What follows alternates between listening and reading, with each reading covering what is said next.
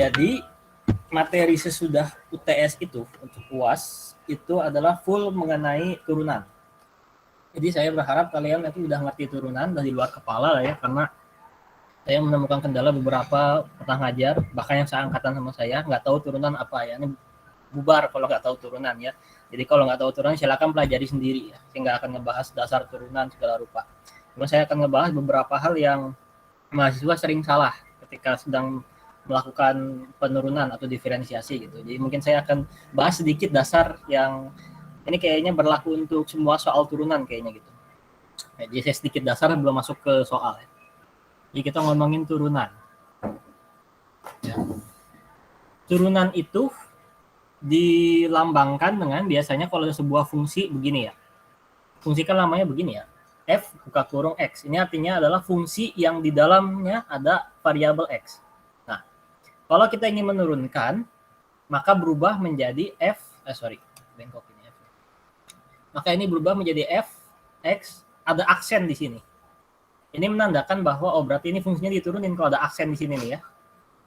Nah, atau yang lebih lengkap lagi, yang lebih bagus, dan yang saya sarankan, termasuk nanti ketika kalian ngerjain ujian, adalah kalian menuliskannya dengan dy per dx.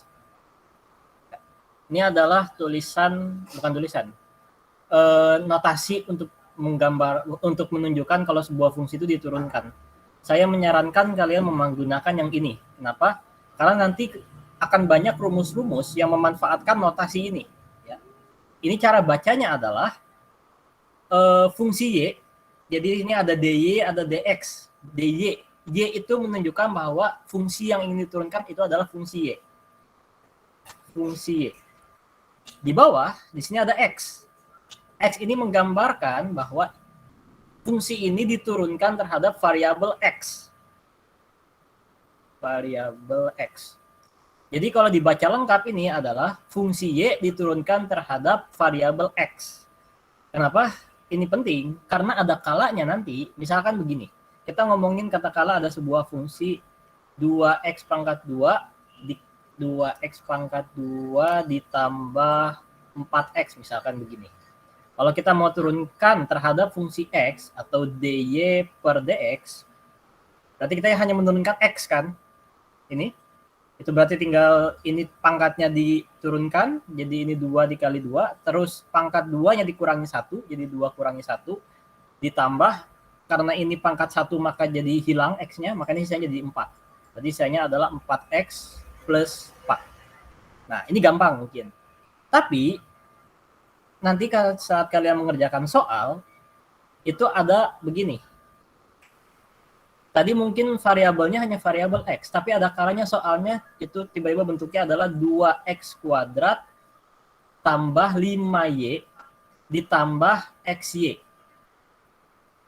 Ya. Jadi di sini ada variabel tambahan nih y.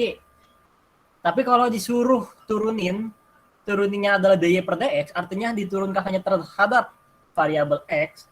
Terus gimana? Berarti ini seperti biasa x-nya yang variabel x-nya diturunkan, berarti ini jadi 2 dikali 2 pangkat 2 dikurangi 1. Nah, terus ini gimana? Ini kan nggak ada x-nya kan? Karena nggak ada x-nya, maka ini nggak diturunkan, alias ini dihilangkan. Ini otomatis menjadi 0. Gitu. Terus kalau yang ini gimana? X kali y. Apakah hilang? Nggak hilang.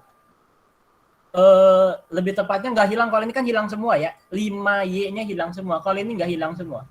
Kalau ini kita kan ingin menurunkannya terhadap x, berarti yang turunkan hanya x saja ya. Ini x kalau diturunin gimana? X kan pangkat 1 di sini kan, ini x pangkat 1 kan, kita turunkan ke depan, berarti ini dikali 1, nggak ada artinya kan dikali 1. Nah, ini dikurangi 1, y-nya harus ngikut ini ya, y-nya tetap harus ngikut.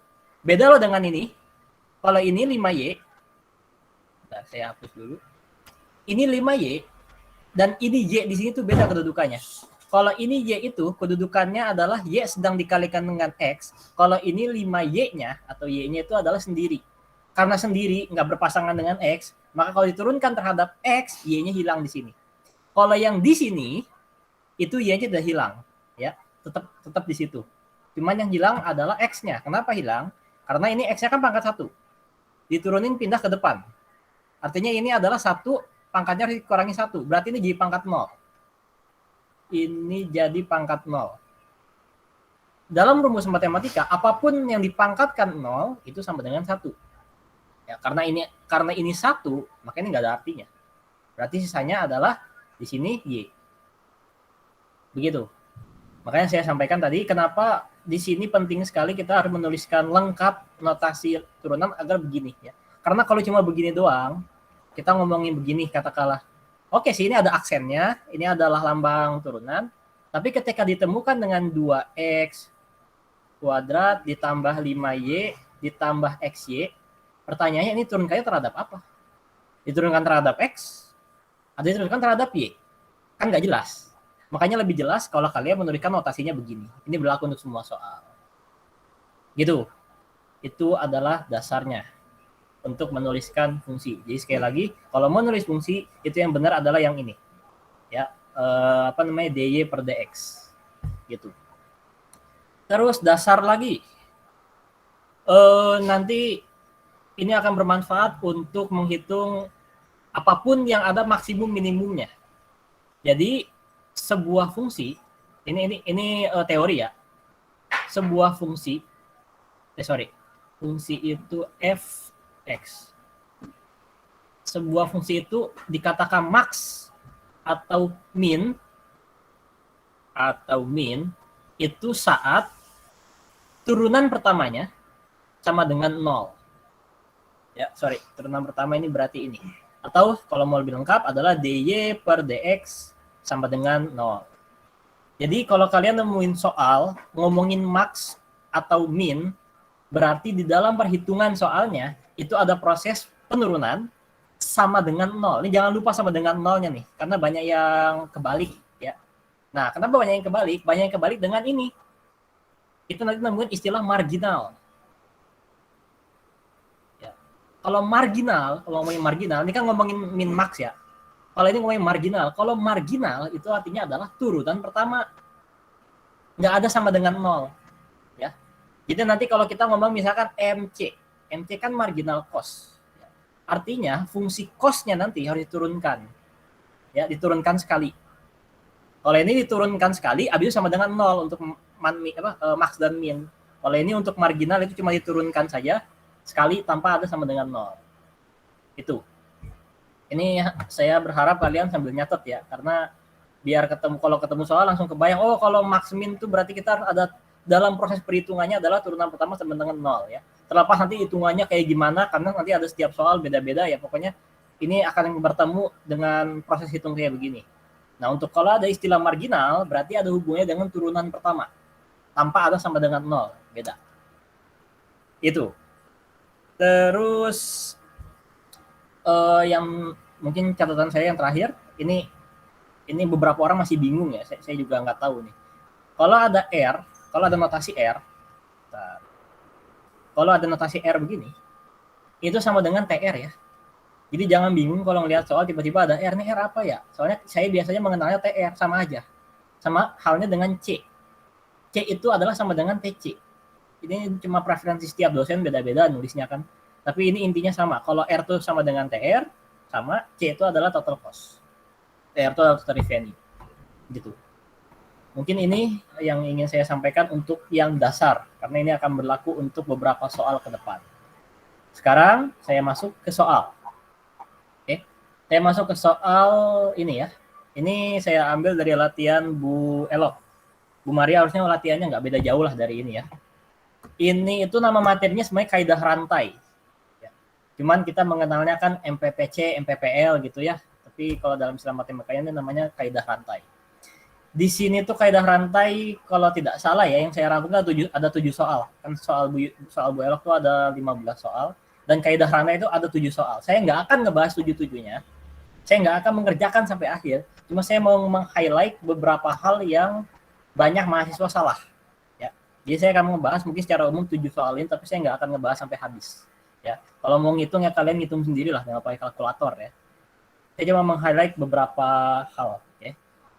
Yang pertama, semua soal ini 1-7 ini yang ngomongin MPPC, MRPC dan seterusnya itu bisa dikerjakan menggunakan rumus. Ya, Rumusnya kalian bisa nyatet, bisa hafalin. Silakan pakai cara yang enak gimana. Cuman yang pasti semua ini harus dikerjakan menggunakan rumus. Karena nggak bisa asal-asalan gitu ya. Mungkin kalau tadi kita ngomongin marginal cost, oh berarti tinggal diturunin gitu kan. Apa namanya si fungsi cost-nya. Tapi kalau ini nggak harus pakai rumus ini ya. Jadi di sini umumnya soal begini, umumnya soal begini tuh akan ditanya 5 hal, ya. Akan ditanya MPPC, MPPC itu adalah Marginal Physical Product of Capital, ada MRPC, MPPL, MRPL, dan MRTS. Semua komponen ini harus dihitung secara gimana ya? Semua komponen ini itu saling berhubungan. Jadi kalau kamu salah ngitung di MPPC-nya, berarti MRTS-nya kemungkinan akan salah nanti. Jadi harus dihitungnya teliti, gitu. Oke. Jadi di sini yang pertama saya akan meng-highlight yang MPPC dan MPPL. Ya. Itu sama, hampir sama rumusnya. Ya. Bedanya kalau di sini C, kalau di sini L. Ya. Ini sama PP, jadi juga sama ada PP di sini. Oke. Nah, jadi ini itu rumusnya adalah, saya mulai dari yang MPPC dulu deh. C itu kapital ya. Oh ya, di sini kita ngomongin MPPC. C itu kan kapital, ya. Nah, ada kalanya dosen menulisnya bukan pakai C, tapi pakai K. Kayak begini, K. Sama aja kapital, kan cuma di bahasa Indonesiain. Kalau kapital dalam bahasa Inggris pakai C, kalau kapital dalam bahasa Indonesia pakai K. Jadi jangan bingung ya. Kalau ini kita ngomongin C di sini, kalau di sini tiba-tiba ngomongin K sama aja. Ya, cuma beda penulisan doang gitu ya. Oke. Jadi MPPC itu rumusnya adalah, saya juga harus sambil baca rumus takut salah. Oke. MPPC itu rumusnya adalah, nah makanya tadi saya ngejelasin masalah dasar turunan adalah karena di sini digunakan. MPPC itu rumusnya adalah DQ per DC. Nah, ini saya tulis ulang kurang bagus. DQ per DC. Seperti yang tadi saya bahas, cara ngebaca notasi ini adalah turunan pertama dari fungsi Q terhadap variabel C. Ya, di sini ada DC di bawahnya. Artinya ini diturunkan terhadap C. Kenapa saya meng-highlight ini? Karena kalau kalian lihat di sini ada fungsi Q. Ini fungsi Q-nya ya. Di dalam fungsi Q ini itu ada variabel C, ada variabel L. Kalau kita ngomongin MPPC, berarti di sini saya ganti jadi DC, maka harus diturunkan terhadap C. Ya. Kalau saya cuma nulis begini doang, katakanlah F, Q, terus aksen, ini turunan sih benar, ini lambang turunan. Tapi diturunkan terhadap apa? Diturunkan terhadap C atau L, kan nggak jelas ya. Jadi makanya saya nulisnya lengkap, pakai notasi ini DQ per DC. Rumusnya adalah DQ per DC. Artinya kalian akan menurunkan fungsi ini terhadap variabel C. Berarti cara nuruninnya adalah hanya melihat yang C-nya aja. Ini 328, kita tulis 328, nggak ada yang berubah. Kalau kita turunkan terhadap C, berarti ini pangkatnya akan ke depan. Ini jadi 0,4. Habis itu ini C, terus 0,4-nya harus dikurangi dengan 1. Habis itu dikalikan dengan L-nya hilang nggak? Nggak, L-nya tidak hilang. Ya. L itu akan hilang. Ini saya hapus dulu. Kita turunin terhadap C nih ya. L-nya nggak hilang. Karena ini kedudukannya antara C dan L itu adalah kali. L itu akan hilang kalau persamaannya begini. 328C pangkat 0,4 ditambah L pangkat 0,6. Kalau fungsinya begini, ya, terus kita mau turunin terhadap C doang, maka L-nya akan hilang. Kenapa? Karena kedudukannya tambah di sini. Kalau di sini kedudukannya adalah kali, di mana ini C pangkat 0,4 dikali L pangkat 0,6, maka ini L-nya nggak hilang. Jadi dikali dengan, sebentar, saya dikali dengan dikali dengan L pangkat 0,6. Nah, begitupun sama yang MPPL ya. Bedanya kalau tadi kita nuruninnya C, sekarang kita nuruninnya terhadap L. Berarti ini berubah rumusnya jadi DQ per DL. Turunnya terhadap L, caranya sama. Ya, 328, C-nya tetap C-nya nggak berubah, nggak hilang juga. Tapi L-nya ini pangkatnya dikalikan ke depan 0,6 dikali dengan L pangkat 0,6 kurangi 1. Nah, ini kalian hitung sendiri lah, saya nggak akan ngebahas hitungannya, kalian bisa pakai kalkulator gampang lah ya. Itu untuk yang MPPL dan MPPC. Nah, saya hapus lagi. Untuk yang MRPC dan MRPL itu rumusnya juga mirip-mirip. Di sini kita ada R. R itu revenue, ya. Oh sorry, gini saya nge-highlight gini deh. Di sini ada MR. Ya, sini ada MR. MR itu artinya marginal revenue. Tadi saya udah ngomong ya. Marginal itu artinya turunan pertama. Berarti di dalam rumus MRP itu ada MR. Ya. Tapi nggak berhenti sampai situ. MRPC itu rumusnya adalah MR dikali dengan apa ini? MR dikali dengan MPPL. MPPC. MPPC udah ketemu kan di sini. Tadi kan kalau kalian udah ketemu berapa lah ya di sini, tinggal masukin ke sini. Di sini ada MR. MR itu tadi sudah ngomong kan, MR itu adalah turunan pertama atau DR per DQ, turunan pertama dari fungsi R. Di sini ada fungsi R-nya kan. Tinggal kalian turunkan terhadap Q. Berarti tinggal 20 di sini kan. Ini 20. Tinggal masukin ke dalam rumus yang ini. Silahkan kalian hitung sendiri. Ya. Begitupun sama dengan MRPL. Bedanya kalau ini tinggal diganti yang ini L. Gitu ya. Ini tetap sama MR dikali MPPL. Begitu. Ya. Jadi harusnya ini nggak susah kalau kalian tahu cara ngebaca ininya. Gitu. Aman? Oke, terima kasih Yosef. Oke, selanjutnya adalah MRTS. MRTS itu tinggal apa ini? MRTS rumusnya adalah min MPPL dibagi MPPC. Ini kok min? Emang rumusnya begitu ya. Kalian tinggal ngitung aja hasil dari MPPL berapa dan MPPC berapa. Begitu. Itu untuk nomor 1. Ya, kalian hitung sendiri aja hasil akhirnya. Kayaknya juga udah dibahas soalnya harusnya di kelas sudah dibahas di kelas Bu Elok ya menjelang UAS. Apalagi minggu depan udah UAS, harusnya sudah dibahas di kelas ini 15-15-nya gitu ya. Nomor 2 pun sama. Caranya ada MPPK, ada MPPL, ada MRTS. Bedanya adalah di sini lihat fungsinya agak berbeda ya. Di sini itu fungsinya adalah kalau kalian lihat di sini kan ada C, ada L. C dan L itu kedudukannya dikali. Di sini ada sih, ada K, ada L kedudukannya dikali. Cuma ada yang berbeda di sini nih. Ya. Di sini ada yang kedudukannya adalah pengurangan. Nah, ini agak sedikit tricky karena banyak yang salah saat menurunkan, makanya saya selalu meng-highlight ya. Coba misalnya kita kerjakan MPPK. MPPK itu tadi rumusnya adalah DY per DK. Fungsi Y diturunkan terhadap K, DQ per DK. Artinya fungsi Q diturunkan terhadap K. Fungsi Q-nya adalah ini.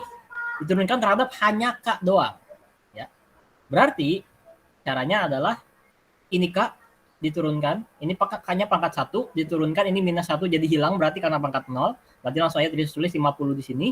L-nya tidak hilang, ingat karena kedudukannya kali L minus ini karena kita lagi nurunin K, K-nya juga harus diturunkan, berarti ini jadi langsung aja saya hitung ini jadi 6/4 ya. Ini dikurangi 1 jadi sisanya K. Habis itu sisanya adalah min KL ya. Ini K-nya diturunkan berarti hilang, sisanya tinggal L pangkat 2. Gitu. Ini kalau ditanyanya MPPK. Kalau ditanya MPPL rumusnya tadi adalah DQ per DL. Berarti diturunkan terhadap L. Kali ini L-nya yang hilang di sini. K-nya nggak hilang. Berarti 50 L. Nah, ini. Di sini ada min 3/4 dikali min 3/4 K kuadrat. Kita mau nurunin terhadap L nih. Di sini ada variabel K kuadrat. Coba saya mau nanya. Ini jadi hilang atau diturunkan atau gimana? Ada yang mau jawab? Hilang. Kita mau nurunin ini gimana? Hilang. Karena kenapa hilang? Minus, bukan dikali. Oh ya, sorry. Ya, karena ini adalah kedudukannya minus. Kalau minus, tadi sudah bilang minus atau tambah. Kalau diturunkannya terhadap L di sini, berarti K-nya hilang di sini. Kalau ini nggak hilang. Nggak akan bosan saya mengingatkan itu karena banyak yang salah. Gitu. Ya. Dan ini berarti ini jadi tinggal minus ini mau diturunkan terhadap L. Oke, berarti ini jadi minus, ini K-nya tetap di sini, cuma ini jadi 2K. Kayaknya L-nya kan pangkat 2 diturunkan ke bawah, terus ini minus, L-nya tetap ada, L-nya tetap ada, karena ini adalah pangkat 2 dikurangi 1. Maka nanti turunannya akan seperti ini. Gitu, sisanya kalian hitung sendiri. Ya, nggak ada masalah. Begitupun dengan yang ini. Oh, gimana? Carakan? Yang itu 50L apa 50K? Yang awalnya, Kak. Oh ya, benar-benar. Ini turunnya terhadap L ya? Berarti Iya. L-nya yang hilang ya? Oke, sorry. Terima kasih udah ngingetin. Nah, kayak begitu dong ya. Ya, jadi ini 50K, bukan 50L ya. Karena diturunkan terhadap L, L-nya yang hilang. Oke, terima kasih udah ngingetin. Emang. Oke. Nomor 3 ini lebih gampang malahan, nomor 3. Ya. Nomor 3 kalau kita ngomongin MPPL, berarti ini adalah turunan Q diturunkan terhadap L. Yang diturunkan berarti hanya ini doang. Yang ini kemana? Hilang. Karena kedudukannya tambah. Ya. Berarti ini tinggal sisanya adalah 0,8 dikali 0,5 kali L pangkat 0,5. Gitu. Begitupun dengan yang MPPK. Kalau ngomongin MPPK berarti diturunkan terhadap variabel K. Berarti ininya yang hilang. Ini akan tetap stay. Begitu. Dan seterusnya lah ya. Apa namanya, ini sebenarnya tinggal diulang-ulang. Mungkin saya akan nge-highlight yang nggak ada lagi. Itu palingan untuk yang kaidah rantai. Saya cuma mau nyampein itu doang. Masalah hitungnya kalian hitung sendiri, udah lebih pintar lah harusnya ya. Cuma nge-highlight yang penting-penting saja. Itu untuk kaidah rantai. Ada pertanyaan sampai sini? Sebelum saya pindah ke materi selanjutnya. Oke, saya lanjut. Sekarang soal kedua. Ini udah beda materi. Sekarang kita masuk ke konsep namanya diskriminasi harga. Jadi diskriminasi harga itu sebenarnya masuk ke subbab multiproduk. Ya, nanti multiproduk akan dibahas sama Davin. Tapi bedanya di sini kalau diskriminasi harga tuh lebih konsennya kita mencari P. Ya, kenapa? Karena diskriminasi harga tuh kalau secara teori artinya adalah perusahaan itu menaruh harga yang berbeda untuk daerah yang berbeda. Teorinya gampangnya lah. Misalkan kalau kalian punya sebuah produk, harganya tuh kalian masang antara di Jakarta dan di Bandung berbeda. Ya, di Jakarta lebih mahal mungkin, di Bandung lebih murah. Nah, karena harganya berbeda, artinya saat menghitung keuntungan maksimumnya pun berbeda. Nah, berarti gimana caranya kita menghitung harga yang berbeda di setiap daerah, tapi kita ingin menghitung keuntungan maksimumnya, maka digunakanlah model matematika ini. Itu hanya sedikit pengantarnya. Sekarang kita kerjakan soalnya. Di sini ada dua fungsi. Ya. Di sini ada fungsi P1, berarti adalah fungsi harga untuk barang satu. Ya, dan di dalam fungsi P1 ini ada Q1. Q1 adalah jumlah barang jenis 1. Ya. Di sini juga ada P2, itu adalah harga barang 2. Di sini ada Q2, itu artinya jumlah barang yang 2. Di sini ada total cost. Nah, di dalam total cost ini ada Q. Ini Q-nya itu bukan Q1, Q2, tapi Q doang. Ya. Kalau di sini Q1 atau di sini Q2, itu mungkin agak gampang ya pengerjaannya. Tapi masalahnya adalah di sini cuma Q doang. Di sini Q doang, tapi di sini Q1, di sini Q2. Maka ada perhitungan yang berbeda. Ini untuk diskriminasi harga ini kita sebenarnya pakai rumus cara ngerjainnya. Ya. Kalau di kelas Bu Elok tuh sebenarnya dijelasin asal rumusnya dari mana, dijelasin panjang banget gitu. Cuma biasanya di akhir Bu Elok bilang, mending kamu pakai yang ini aja, ada rumus pendeknya sebenarnya ya, dibanding kamu ngitung panjang-panjang gitu ya. Jadi untuk menghitung nomor 1 ini, diskriminasi harga, itu menggunakan rumus, kalau di sini dihitung di A, hitunglah besarnya Q yang harus diproduksi supaya mencapai keuntungan maksimum. Nah, tadi kan saya udah ngomong ya. Kalau kita ngomongin keuntungan maksimum, kita ngomongin maksimum. Maksimum itu artinya adalah fungsi pertama, fungsi diturunkan sekali sama dengan 0. Dalam hal ini kita ngomongin keuntungan. Ingat ya, ini sedikit mereview materi yang sebelum UTS. Keuntungan dilambangkan dengan V. Ya. Karena keuntungan maksimum, maka berarti di sini adalah V turunan pertama sama dengan 0. Ya. Jadi Di sini kita harus mencari fungsi V-nya dulu berarti untuk menghitung ini. Nah, tadi saya bilang untuk diskriminasi harga ini ada rumus khusus. Di sini kita ngomongin keuntungan maksimum Pi sama dengan 0. Tapi di soal ini kita sebenarnya nggak pakai ini. Kita nggak pakai rumus ini. Kalau kita ngomongin keuntungan maksimum, keuntungan max untuk diskriminasi harga itu rumusnya adalah MRN sama dengan MC. Udah semudah ini doang rumusnya sebenarnya. Jadi kalian nggak perlu nyari fungsi V, habis itu nanti V kan itu nanti jadi TR sama dengan TR dikurangi TC, terus nanti ada apa segala rupa panjang, enggak. Di diskriminasi harga kalian itu cuma perlu menghitung MR sama dengan MC. Di sini ada N. N itu adalah kita harus ngasih kode di sini angka. Kenapa? Di sini ada dua produk nih. Ada P1 dan Q1, ada P2 dan Q2, atau ada barang 1, ada barang 2. Artinya di sini MR-nya ada dua. Ada MR1 sama dengan MC, ada MR2 sama dengan MC. Ini MC-nya nggak berubah ya. Jadi baik cost untuk barang 1 maupun barang 2 nggak berubah. Ini tetap MC. Ya. Jadi untuk menghitung keuntungan maksimum, kita menggunakan rumus ini. Ya. Cara gunain rumusnya adalah langsung aja. Sebelum kita ngomongin MR, berarti kita harus cari fungsi revenue-nya dulu. Ya. Kenapa? Karena MR itu tadi saya udah ngomong, MR itu artinya adalah marginal revenue. Marginal revenue adalah turunan pertama R sama turunan pertama R nggak sama dengan 0, saya aja masih salah kan. Turunan pertama R atau turunan pertama TR sama aja. Di sini kita belum punya fungsi TR-nya. Nah, coba saya mau nanya, TR rumusnya apa ya? Ada yang mau bantu jawab? P dikali Q. Apa kali apa? P dikali Q, betul. TR itu adalah rumusnya P dikali Q. Ya. Ini ada catatan sedikit ya, Kalau ngomongin rumus TR, P-nya itu harus dalam bentuk fungsi. Dan Q-nya harus dalam bentuk variabel. Ya. Kenapa saya ngomong ini? Nanti ada kalanya ada sebuah soal yang intinya itu akan membuat bingung kalian. Kenapa? Karena kalian nggak tahu sebenarnya rumus TR ini, walaupun rumusnya P kali Q, cuma ada penjelasan lain, ada penjelasan lanjutannya. Penjelasan lanjutannya adalah P kali Q. Dengan kondisi P-nya itu harus dalam bentuk fungsi, Q-nya harus dalam bentuk variabel. Artinya Q-nya nggak boleh dalam bentuk fungsi. Ya.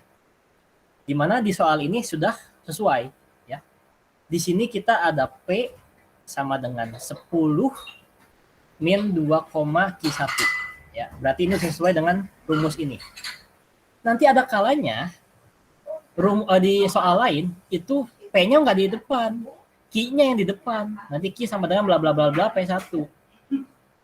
Kalau begini, itu kalian harus mindahin dulu. Ini Q-nya harus dipindahin kanan kiri sehingga jadi P sama dengan. Ya. Jadi sekali lagi untuk menghitung TR itu kalian nggak boleh pakai fungsi yang Q sama dengan. Ya. Kalian harus memakai fungsi yang P sama dengan. Jadi tadi udah disebutkan rumus TR itu adalah P dikali Q. Bentar, saya hapus, saya tulis ulang. Sorry, ini tadi kita mau ngomongin TR. Oke, turunan R. Ya, tadi TR adalah sama dengan P kali Q. Ya. Karena di sini ada dua, ada barang 1, ada barang 2, berarti kita harus hitungnya 2 kali. Ada TR1, ada TR2. TR1 berarti untuk yang ini, untuk yang P1. Ya. Artinya di sini langsung tulis aja 100 min 2,5 Q. 1, jangan lupa Q1 ya. Ini adalah fungsi P-nya dikali dengan Q1, jangan lupa. Kita kan lagi ngitung Q1 di sini, tinggal dikalikan ke dalam. Ya. Berarti ini jadi 100 Q min 2,5 Q1 kuadrat. Ya. Ini adalah rumus TR1.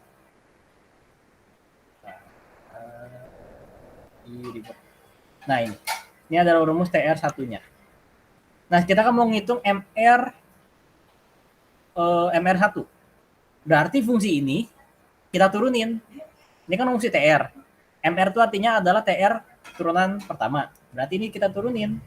Si 10, si 100 Q ini sebentar.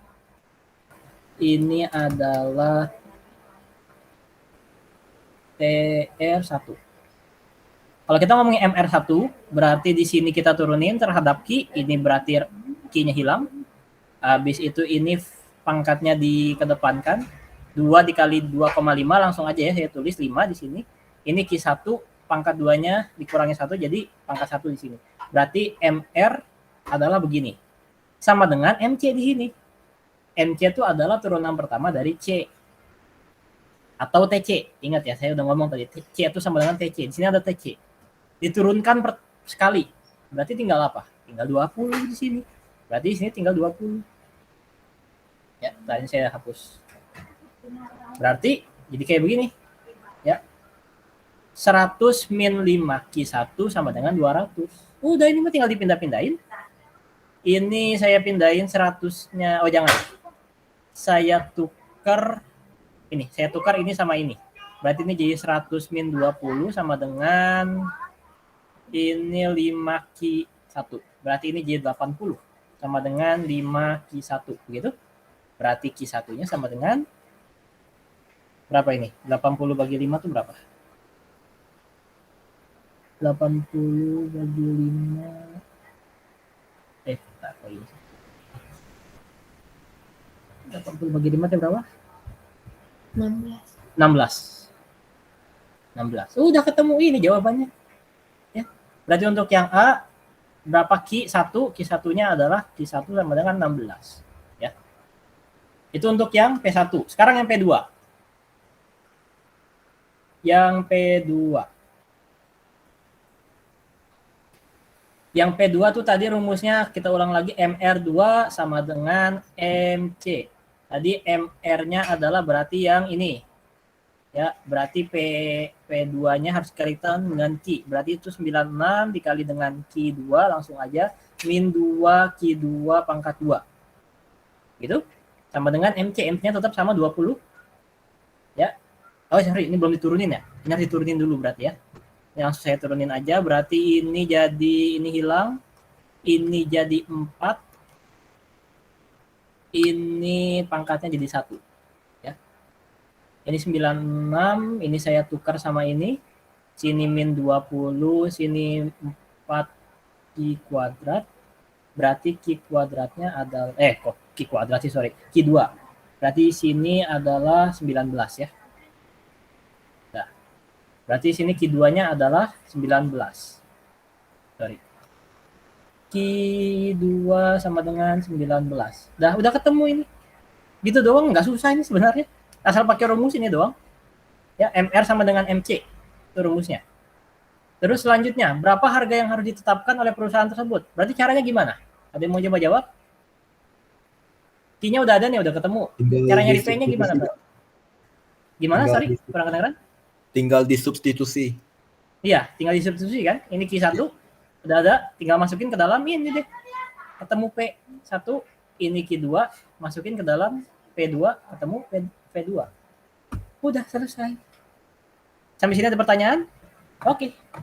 Ayo dah, itu aja dari saya palingan. Sisanya dilanjutkan oleh Davin. Terima kasih semuanya. Silakan waktu dan layar dipersilakan pada Davin. Silakan. Ya, soal ketiga tentang sesuai request juga kan, tentang keuntungan maksimum dan penerimaan pajak pemerintah yang maksimum. Itu sebenarnya ini kan dasarnya mah soal tentang ini keuntungan maksimum. Tapi ya bisa dibilang upgrade lah gitu, soalnya ada tentang teksnya juga. Itu sebenarnya simple soalnya. Oke, langsung mulai aja. Jadi pertama-tama kita kumpul dulu informasi yang ada.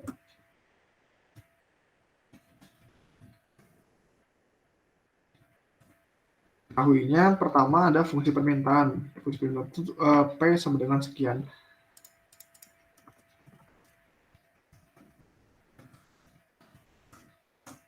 Sama ada C, kan udah dijelasin kajian juga, C itu bisa dibilang TC juga, sama aja gitu.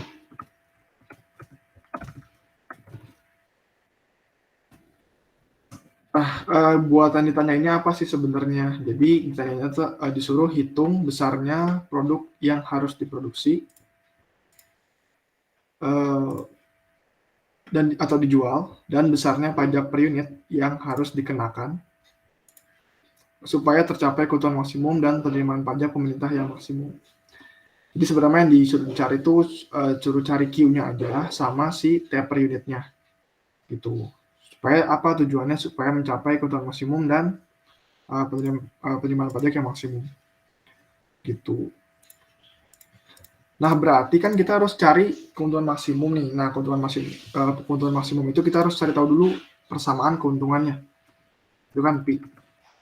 Itu persamaan keuntungannya adalah TR minus TC.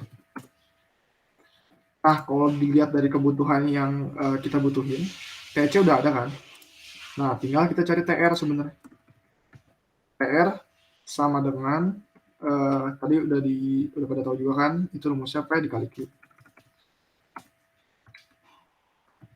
Jadi tinggal di substitusi aja. P-nya kan ini udah bener, udah P sama dengan, tinggal masukin sini. 400 dikurang 20Q. Dikali sama Q. Itu.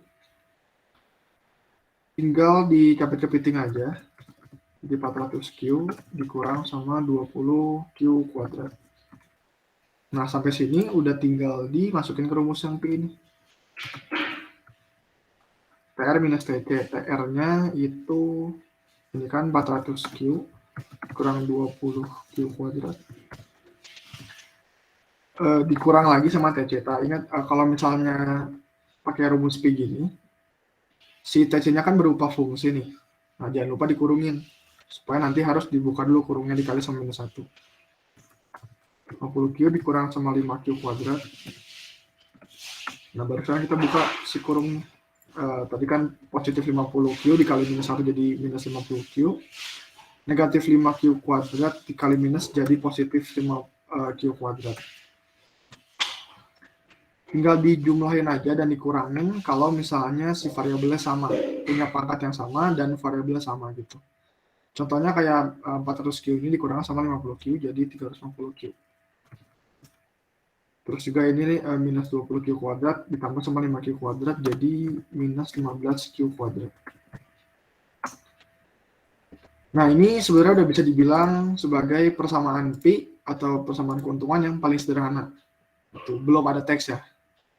Nah, biasanya kalau misalnya di soal-soal biasa, takutnya ditanya dulu misalnya berapa sih unit yang harus diproduksi supaya ngasihin keuntungan maksimum sebelum pajak. Nah, caranya udah pernah dibahas juga sebelumnya, ini ada namanya P turunan yang nanti si P turunan ini nanti disamakannya sama 0 gitu. Jadi gampang aja sih sebenarnya, tinggal si P ini kita turunin terhadap Q.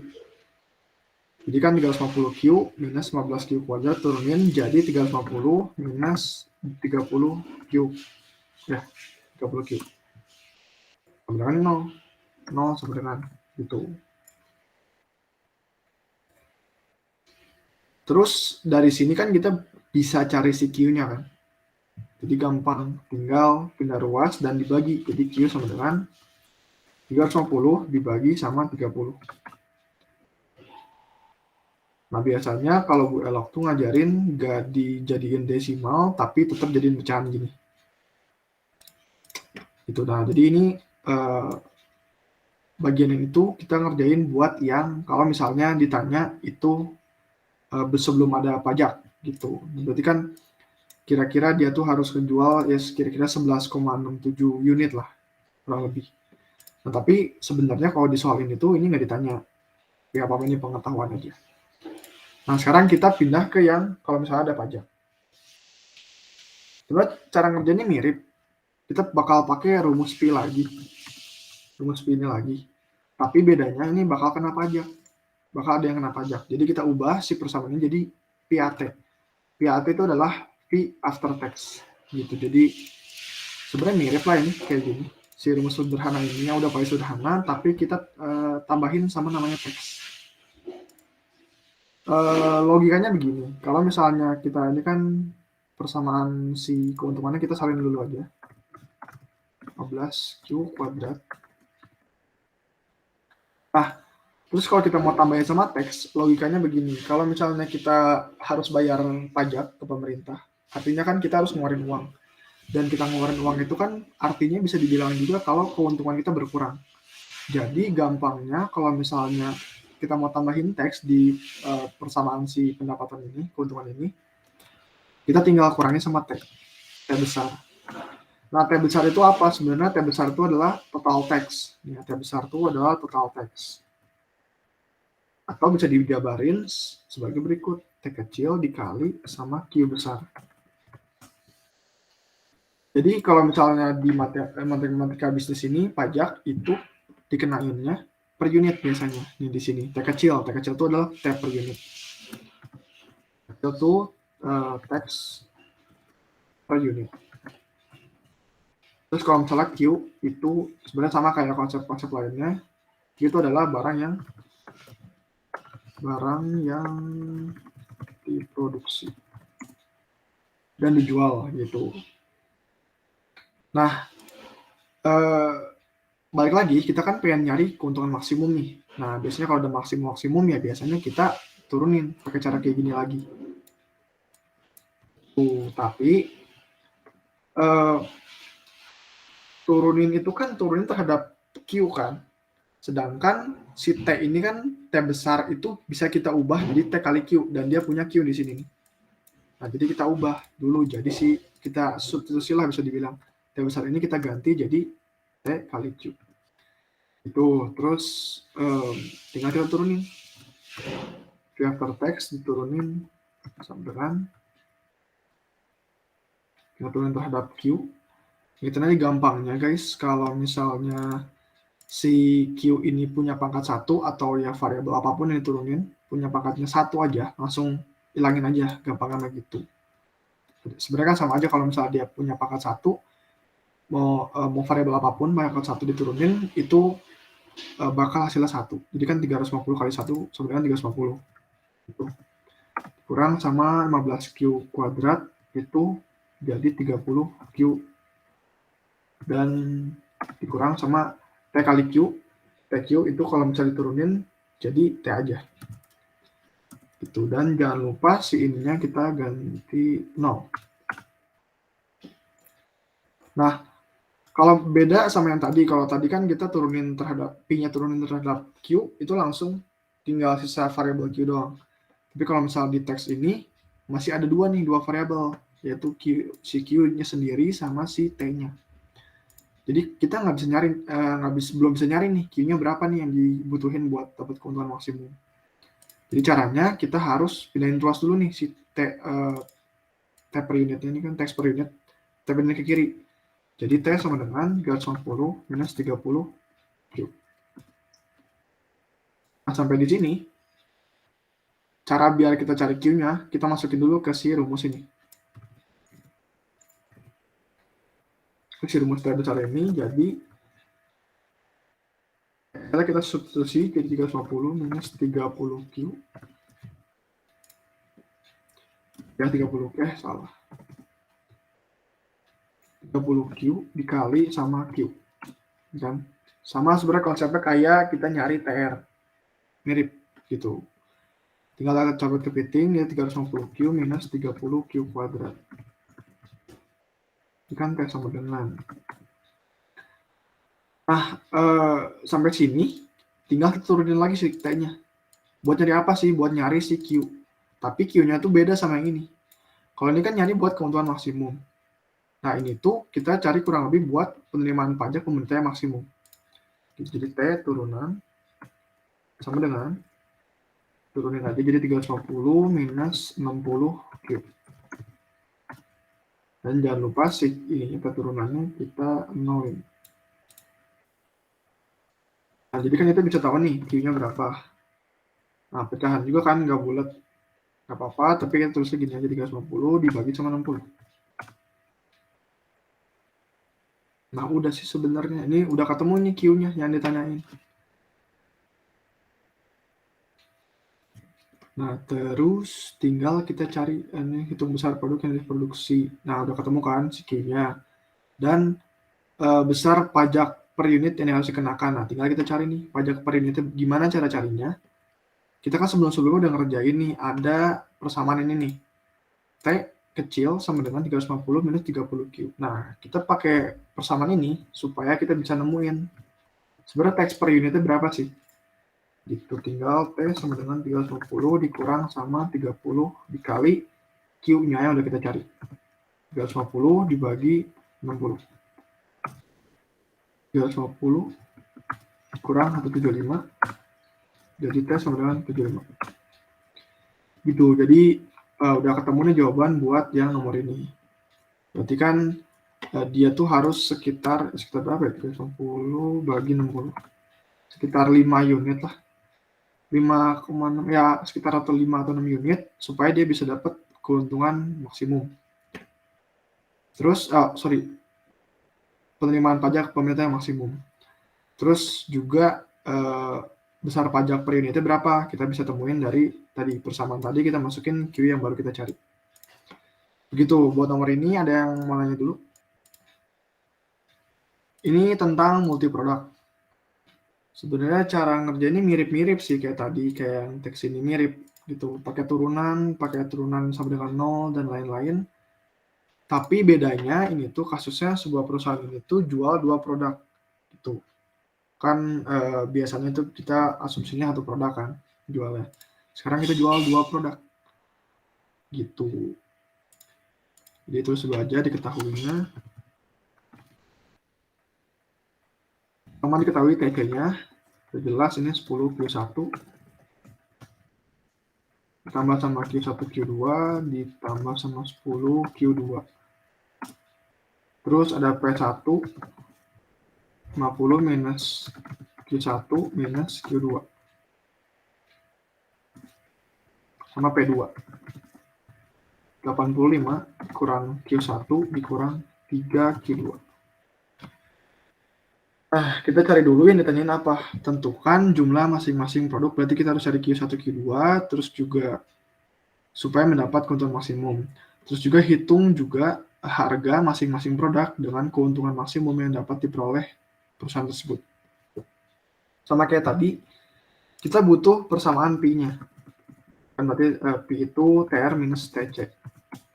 Tapi berhubung ini multi produk, jadi kan sebuah perusahaan ngitung keuntungan kan dari semua penjualan jenis produk yang dia punya kan. Logikanya begitu. Jadi TR-nya bisa kita pecah jadi TR1 dan TR2.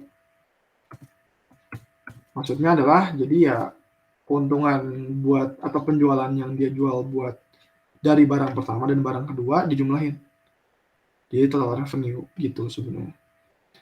Tapi kan kita harus cari dulu nih berarti TR1-nya. Rumus TR1 itu biasa sih sebenarnya P kali Q. Tapi kan kita tuh mau ngitung penjualan buat si barang pertama nih. Jadi ya kita kelompokin aja, jangan sampai nyampur si harga barangnya pakai yang pertama nih. Berarti kita harus pakai yang P1 dikali sama yang Q-nya yang Q1 juga. Gitu kan penjualan jumlah barang yang pertama. Juga ada namanya TR2. TR1 dulu kerjain, berarti kan P1-nya udah jelas nih, 50 dikurang Q1 dikurang Q2 dikali sama Q1. Ini kan Q1. Tinggal dikepiting jadi 50 Q1 dikurang Q1 kuadrat dikurang Q1 Q2. Terus yang TR2-nya sama sebenarnya, tinggal P2 dikali sama Q2. TR2 sama dengan P2-nya tinggal substitusi dari sini, 85 dikurang Q1 minus 3Q2 dikali sama Q2. Jadi kan 85Q2 dikurang Q1Q2 dikurang lagi 3Q2 kuadrat. Nah, berarti kita udah punya ini persamaan si TR1 dan TR2. Yang ini yang di bold. Sebenarnya tinggal kita masukin ke si P, rumus P. P sama dengan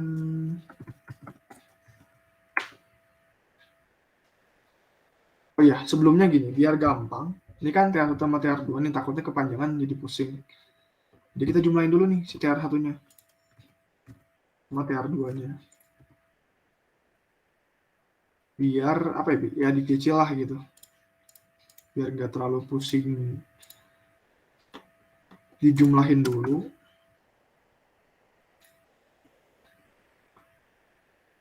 Berarti oh iya, oke. Nah ini kan kita lihat dulu kan si variabel yang 50 Q1 itu kan variabelnya Q1 kan. Nah ini kan di bawah ini kan nggak ada Q1 lagi. Nggak ada yang Q1 doang. Jadi kita tulis dulu aja. Jadi dipisah gitu. Nah ditambah sama 85 Q2. Terus juga ini yang Q1 kuadrat juga dia nggak ada yang sama juga, jadi Q1 kuadrat aja dikurang sama 3 Q2 kuadrat. Dan terakhir ini ada ini Q1 Q2 minus Q1 Q2 sama minus Q1 Q2. Jadi kalau misalnya ditambah negatif sama negatif jadi negatif lagi, negatif 2 Q1 Q2. Jadi udah dicicil ini masukin ke rumus P. Nah dikurang sama TC. TC-nya dikurungin lagi, jangan lupa 10 Q1 tambah Q1 Q2 tambah sama 10 Q2. Sekarang kita buka si kurungnya. Minus kali 10 Q1 jadi minus 10 Q1, minus kali plus Q2 jadi minus juga. Terus juga positif 10 Q2 dikali minus 1 jadi minus juga. Udah. Nah, terus kita sederhanain nih dari si yang udah kita gabung-gabung si persamaannya. Kita jumlahin sama variabel yang sama. Contohnya misalnya 50 Q1 sama minus 10 Q1. Jadi 40 Q1. Ditambah sama ini Q2 sama Q2. Positif 85 sama minus 10. Jadi 75 Q2. Terus juga ada Q1 kuadrat. Q1 kuadrat ini nggak ada si yang sama lagi, jadi Q1 kuadrat aja langsung. Sama Q2 kuadrat juga nggak ada. Paling si ini terakhir nih. 2 Q1 Q2 minus 2 Q1 Q2 dikurang sama Q1 Q2, jadi 3 Q1 Q2. Nah, ini udah paling sederhana. Tinggal kita turunin terhadap Q. Tapi kan ini bingung nih, sebenarnya ada dua nih Q-nya kan. Kalau misalnya kita turunin si P turunan sama dengan 0, kita mau lakuin ini supaya kita mau cari Q-nya yang menyebabin si keuntungan kita maksimum. Gitu. Nah, gara-gara ini ada Q-nya ada 2, jadi kita bikin 2. P turunan terhadap Q1 yang pertama, sama yang nanti ada P turunan terhadap Q2. Sebenarnya tujuannya sama, kita pengen cari tahu nih Q1-nya berapa, Q2-nya berapa. Gitu. Dari persamaan ini yang paling sederhana ini.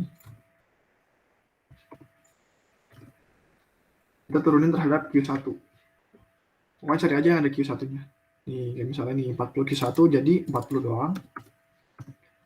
Ini kan 75 Q2, nah ini kan nggak punya Q1, hilang berarti otomatis. Terus juga dikurang sama Q1 kuadrat, jadi 2 Q1.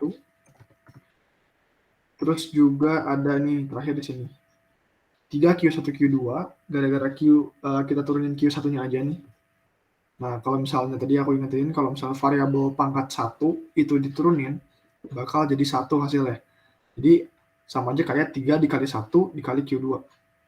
Gitu, jadi 3 Q2. Gitu. Terus kita turunin terhadap Q2 sekarang. Jadi 40 Q1-nya hilang, soalnya dia nggak punya Q2, bukan Q2. Terus ada juga 75 Q2 ini jadi 75. Terus si ini 3Q1 Q2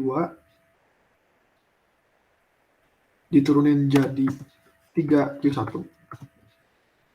Terus yang terakhir itu Q2 lagi nih. Minus 3Q2 kuadrat.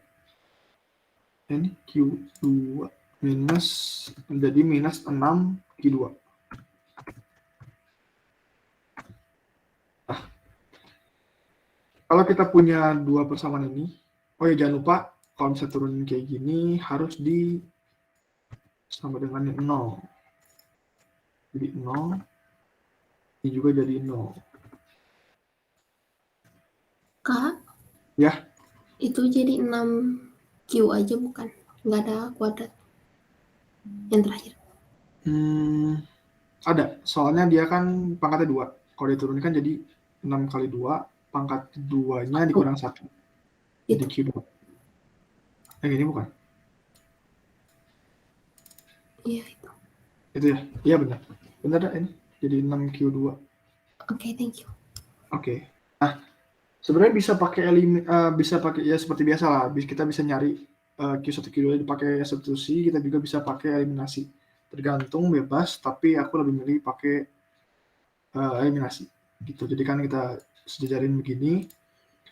Terus pilih mau mana yang dieliminasi. Nah, biar gampang, sebenarnya lebih gampang kita eliminasi Q2-nya. Q2 ini kita eliminasi, caranya yang atas kita kali 2.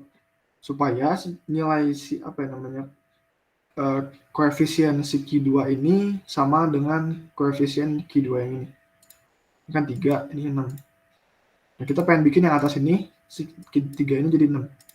Tinggal dikali sama 2. Oke, terus tinggal salin dulu. Yang berarti kan yang bawah mah nggak akan berubah, soal dikali sama 1 nih.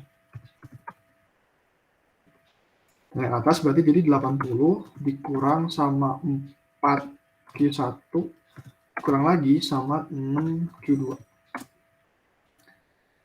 Gitu. Nah, seperti tinggal dikasih tanda ini.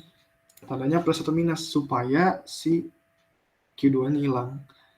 Jadi kalau misalnya kita kasih minus kan berarti kan minus ditambah minus jadi makin minus kan. Gitu kan nggak akan jadi 0. Nggak akan tereliminasi. Jadi kita harus kasih minus. Itu kita hitung dulu dari 0 dikurang 0 ya 0 pasti. 0 sama dengan 80 kurang 75 dikurang sama 4 minus 4 ditambah 3 kan ini kan. Minus kan. Minus jadi plus. Jadi minus 4 ditambah 3 jadi minus Q1. 1Q1 bisa dibilangnya Q1 lah. Terus minus 6Q2 dikurang sama minus 6Q2 lagi. Itu hilang jadi 0. Nah, berarti udah beres gini. Tinggal kita pindah ruasin aja si Q-nya ke Q1 ke kiri jadi Q1. Sama dengan 5. Udah ketemu si Q1-nya. Nah, terus kita mau cari yang Q2-nya sekarang. Gampang aja, tinggal pakai persamaan, salah satu persamaan dari sini. Yang atas satu bawah boleh. Kita pakai yang ini. Nah, tinggal kita ganti nih si Q1-nya. Sama dikali sama 5. Gitu. Jadi kan 40 minus 10 dikurang sama 3Q2. Nah, si 3Q2-nya kita pindahin ke kiri. Di 3Q2 sama dengan 40 dikurang 10 di 30. Bisa ketemu nih si Q2-nya dengan 10. Itu. Nah, berarti kita udah bisa menjawab ini, tentukan masing-masing produknya butuh Q1 Q2 berapa, udah ketemu. Jadi barang pertama itu dijual 5 unit dan barang kedua dijual 10 unit supaya dapat keuntungan maksimum. Kita disuruh cari juga harga jual masing-masing produk dan keuntungan maksimum yang diperoleh perusahaan tersebut. Buat cari harga jual gampang sebenarnya, tinggal masukin ke yang ini. Kan ada P1 P2 nih persamaannya. Nah, tinggal kita masukin si Q1 Q2-nya. 50 dikurangin sama Q1-nya itu 5. Dikurangin lagi sama Q2-nya 10. Hasilnya jadi 50 kurang 5 kurang 10. 35. Ini juga jadi 85 dikurang Q1-nya 5 dikurang Q2-nya 10. Sorry, ini 3 dikali Q2, Q2-nya 10. Jadi 85 dikurang 5 dikurang 30. Hasilnya 50. Nah, udah kejawab yang si harga masing-masing produknya. Terakhir, kita harus cari keuntungan maksimum yang dapat diperoleh perusahaan tersebut. Juga gampang, tinggal substitusi. Tapi ambilnya itu si persamaan Pi-nya atau keuntungannya dari yang paling sederhana ini yang di bawah. Sebelum diturunin ya, jangan yang diturunin. Kita pakai yang ini. Kita pakai yang ini.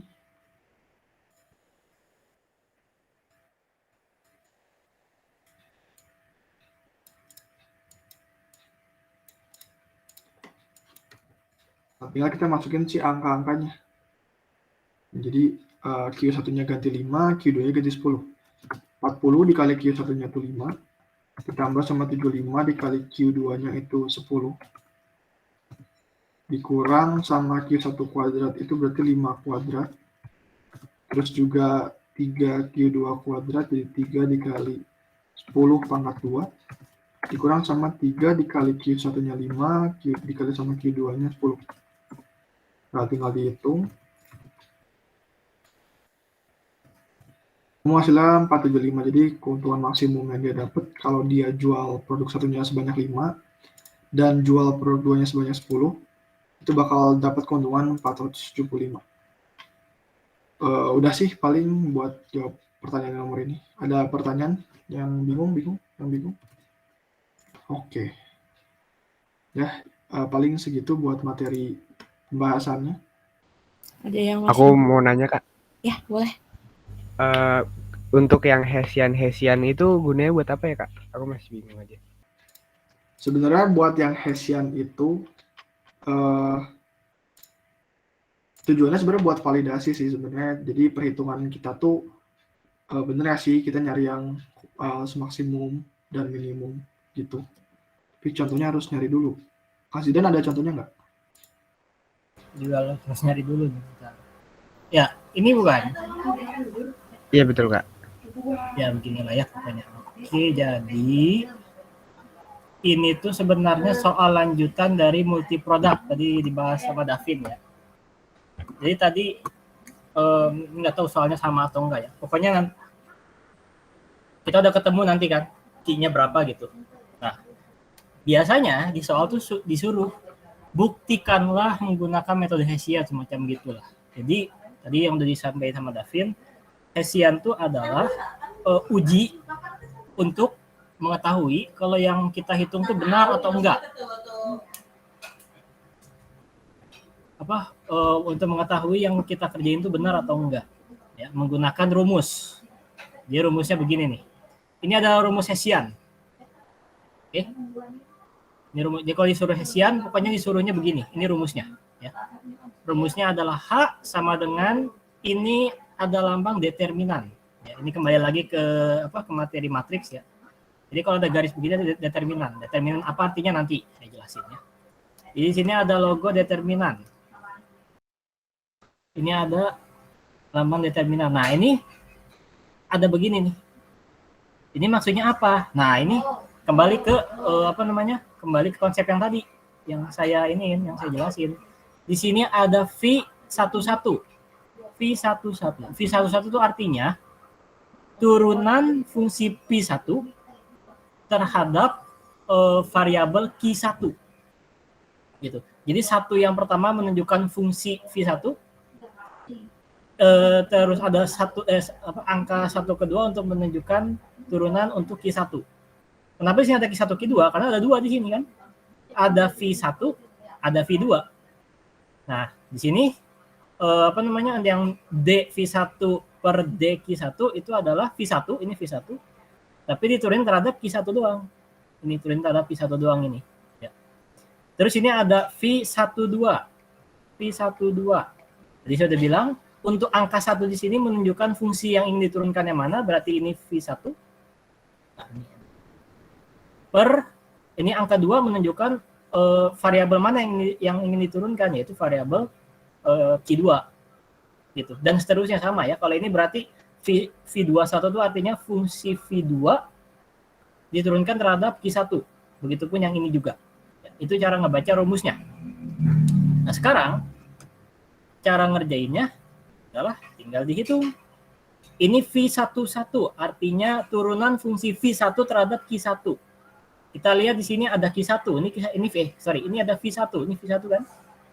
Diturunkan terhadap diturunkan terhadap Q1. Q1 ini kebetulan cuma 1. Berarti karena diturunkan terhadap ini, berarti ini hilang. Sisanya tinggal ini. Ya udah berarti tinggal min 10 kan? Min 10 di sini. Begitupun dengan V12, berarti turunan fungsi V1 terhadap Q2. Oke? Masih memakai fungsi yang sama, di sini fungsi V1 diturunkan terhadap Q2 min 2. Berarti ya ini sisanya hilang. Q2. Begitupun dengan ini, begitupun dengan ini. Nah, sampai sini dulu. Ada yang ingin ditanyakan? Masih bisa ngikutin ya? Oke, aman. Aman, Kak. Dah. Oke, siap. Terima kasih. Nah, lanjut. Tadi ini hasilnya ya. Nah, di sini ada 2 uji. Ada uji H1, ada uji H2. Jadi ini udah selesai. Kita ngitung sampai sini udah selesai nih. Ya, ini jangan diotak-atik lagi, jangan diapa-apain lagi. Ini udah berhenti sampai sini. Selanjutnya kita akan menguji namanya uji H1 dan uji H2. Ya, Hessian 1 dan Hessian 2. Hessian 1 tuh adalah rumusnya adalah determinan atau det dari baris 1 kolom 1. Ini rumus H1 ya. Determinan dari baris 1 kolom 1. Determinan dari kolom 1 baris 1. Artinya cuma ini doang kan? Ini kan baris 1. Ini baris 1 tuh, ini baris 1 nih, ini baris 1 nih ya. Min 10 dan 10 tuh baris 1. Kolom 1 tuh artinya min 10 dan min 2. Karena kita di sini disuruhnya adalah determinan baris 1 dan kolom 1 berarti min 10. Ya udah berarti uji H1-nya adalah min 10. Nah, ketemu. Uji H1-nya adalah min 10.